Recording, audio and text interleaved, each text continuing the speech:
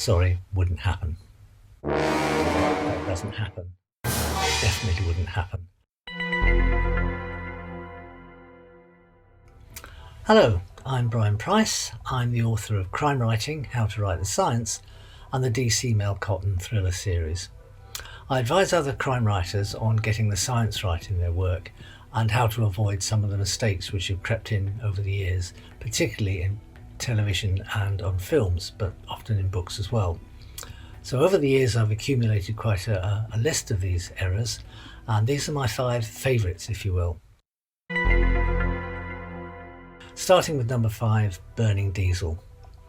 Diesel's a road fuel, as you probably know, and if you see a lorry on a film crashing and the diesel fuel tank suddenly bursting into flame, that doesn't happen because diesel is so difficult to ignite. I've even seen a TV programme where somebody used an electrical spark to blow up a diesel generator. Definitely wouldn't happen. So moving on to another bit of physics really, somebody being blown across the room with a shotgun. Well, the law of conservation of momentum says that if I shoot you and you're blown 6 feet across the room, assuming I weigh roughly the same, I'd be blown the same distance across the room in the opposite direction. So if you see somebody blown through a window or out a doorway when they're hit with a shotgun blast, sorry, wouldn't happen. Still with firearms, let's look at the suppressors or silencers they put on pistols.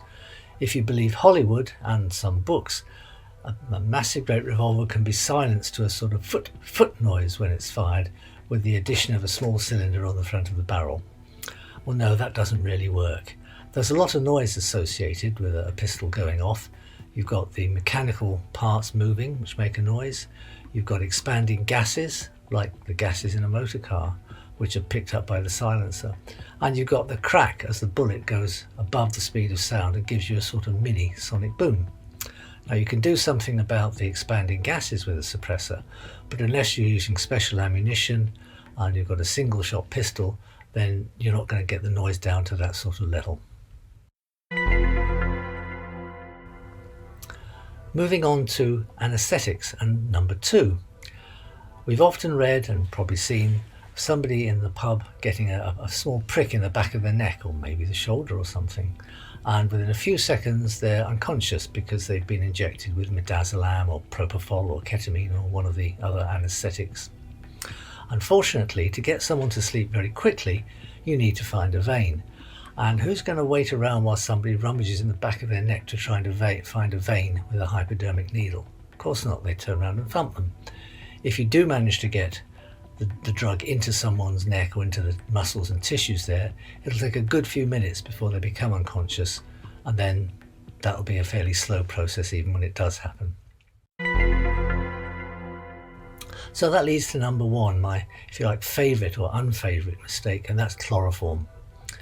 From Golden Age mysteries onwards, you've had a pad of chloroform pushed over someone's face, and within a few seconds they're unconscious, and they remain unconscious for about half an hour, if not more, and wake up in a different place or a van or something. Sadly, that doesn't work, because when it was used as an anaesthetic, chloroform took about 5 minutes to get somebody fully unconscious, and once you stop giving them the chloroform, they woke up.